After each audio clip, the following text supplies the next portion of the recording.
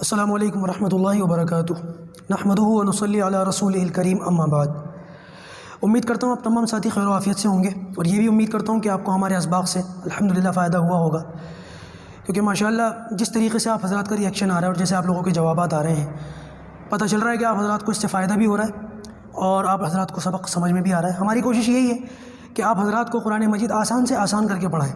اگر اس میں ہم کامیاب رہے تو انشاءاللہ عز و جل آگے مزید اور بہت ساری چیزوں کو ہم سیکھیں گے اور سمجھیں گے۔ چلیے اپنے اپنے قاعدے کھول لیجئے اور اعوذ باللہ اور بسم اللہ پڑھ کر پڑھنا شروع کر دیجئے۔ آپ لوگوں سے درخواست ہے کہ اپنے بچوں کو اعوذ باللہ اور بسم اللہ روزانہ ضرور پڑھائیں۔ جتنی بار سبق پڑھائیں اتنی بار اعوذ باللہ اور بسم اللہ اپنے بچوں کو ضرور پڑھائیں، تاکہ بچوں کو اس کی عادت ہو جائے، بچوں کو عادی بنا دیں۔ ٹھیک ہے، اب دیکھیں، آپ جانتے ہیں، میرے خیال سے یہ اگلی سلائڈ لگا دیجئے، پیچھے والا باقی ہے سبق۔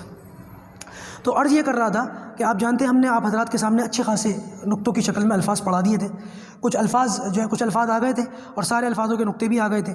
اب میں آپ لوگوں کو ایک چھوٹی سی باریکی سی بات سمجھانا چاہتا ہوں، وہ یہ کہ اپنے بچوں کو نقطوں کی شناخت ساتھ ساتھ ضرور کروائیں۔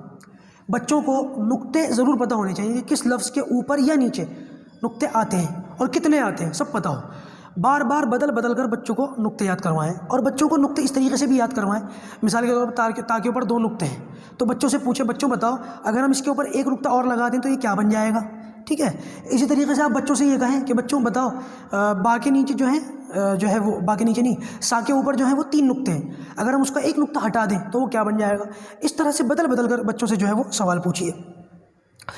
اور کچھ امتحانات ایسے تھے جو میں نے پچھلی بار بتائے تھے، بچوں سے بیچ میں پوچھنا، اوپر سے نیچے پوچھنا، بیک کاؤنٹنگ کی طرح الٹی الف بیتے پڑھانا۔ اس سے فائدہ یہ ہوگا کہ بچوں کو الفاظ کو پہچاننے میں بہت آسانی ہوگی اور جلدی سے جلدی ان کو سمجھ آ جائے گی۔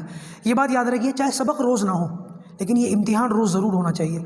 سبق کے بجائے اسی امتحان کو سبق سمجھیں اور اسی پر کام کریں، یہ بڑے راز کی بات ہے، اس کی وجہ سے بچے بہت جلدی کامیاب ہو جاتے ہیں۔ چلیے اب ہم آگے بڑھتے ہیں، اپنا یہ سبق شروع کرتے ہیں۔ آپ جانتے ہیں ہم نے یہاں تک کے تو سارے الفاظ دیکھ لیے تھے، پڑھ لیے تھے، سمجھ لیے تھے۔ یہ الفاظ کیا ہیں؟ اس میں کچھ بھی نیا نہیں ہے، کچھ نیا نہیں ہے، کچھ مجھے سمجھانے کی ضرورت نہیں ہے، آپ سب جانتے ہیں یہ کیا ہے۔ یہ وہی الفاظ ہیں جو ہم پیچھے پڑھ کر کے آئے ہیں، وہ سارے الفاظ ان کو خلط ملط کر کے آگے پیچھے کر کے اوپر نیچے کر کے ملا جلا کے کھچڑی بنا کے لکھ دیا ہے۔ کیوں لکھ دیا ہے؟ آپ دیکھ رہے ہوں گے جن کو اردو آتی ہے، یہاں لکھا ہوا ہے امتحان۔ قاعدے والوں نے، جنہوں نے یہ قاعدہ لکھا ہے، انہوں نے اپنے طور سے امتحان لینے کی کوشش کی ہے کہ جو بچہ یہاں تک کے سبق میں کامیاب ہو گیا اب یہ اس کا امتحان ہے۔ اگر بچوں کو الفاظ یاد ہو گئے ہوں گے تو بچے بغیر ایک سیکنڈ کی دیر لگائے، بغیر 1 سیکنڈ کے لیے سوچے وہ الفاظ کو پہچان لیں گے۔ بچوں کو اتنا یاد کرانا ہے کہ 1 سیکنڈ بھی سوچنے میں نہ لگائیں، جیسے ہی ہم انگلی رکھیں ویسے ہی بتا دیں قوف، جیسے ہی ہم انگلی رکھیں ویسے ہی بتا دیں عین۔ بچوں کو جب تک اتنا تیار نہ کر دیں تب تک سبق آگے نہ بڑھائیں۔ اس میں مزید کچھ پڑھانے کی ضرورت نہیں ہے، آپ لوگ پڑھے پڑھائے ہیں، سمجھے سمجھائے ہیں، ہم آگے چلتے ہیں۔ یہ ہیں مرکبات یعنی ملے ہوئے الفاظ۔ اچھا، پیچھے کے تعلق سے چند باتیں شاید میں نے بتا دی تھی، میں دوبارہ ریوائز کرا دیتا ہوں۔ نمبر 1، یہ ایک لفظ جب آپ پڑھائیں گے نا، ایک لفظ کو کم سے کم 4 مرتبہ پڑھائیں گے، شاید میں نے بتا دیا تھا۔ بچوں یہ کیا ہے؟ یا، اسے کیا کہتے ہیں؟ یا، اس کا کیا نام ہے؟ اس طریقے سے ایک لفظ کو کم سے کم 4 بار پوچھیں، ٹھیک ہے، تب بچہ کامیاب ہو جائے گا۔ نام ان کا حروف الہجا ہے، ان کی تعداد 29 ہے، الف سے لے کے یا تک جتنے الفاظ ہوتے ہیں، جیسے الفابیٹس کی تعداد ہوتی ہے نا، ویسے ان کی بھی تعداد ہوتی ہے۔ یہ تعداد میں 29 الفاظ ہوتے ہیں۔ کتنے الفاظ ہوتے ہیں؟ 29۔ یہ 29 الفاظ اگر آپ کے بچوں کو یاد ہو گئے، ان کے نقطے سمجھ آ گئے، ان کی شکلیں سمجھ میں آ گئی، میں انشاءاللہ پھر آپ کے بچوں کو قرآن پڑھنے سے کوئی نہیں روک سکتا۔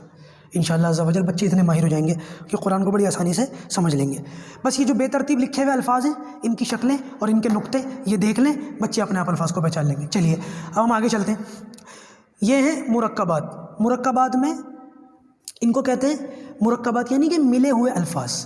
مرکبات کسے کہتے ہیں؟ ملے ہوئے الفاظ کو کہتے ہیں۔ چلیے بہرحال میں یہ سمجھتا ہوں کہ اپنی اس کی جو ہے تعریف لکھ لیں اور ہم اسی پر اپنا سبق کو ختم کر لیتے ہیں آج کا۔ مرکبات یعنی ملے ہوئے الفاظ، وہ الفاظ جو ایک دوسرے سے مل کر آتے ہیں، وہ الفاظ جو ایک دوسرے سے الگ آتے ہیں ان کو مفردات کہتے ہیں، اور جو لفظ ایک دوسرے سے مل کر آتے ہیں ان کو مرکبات کہتے ہیں۔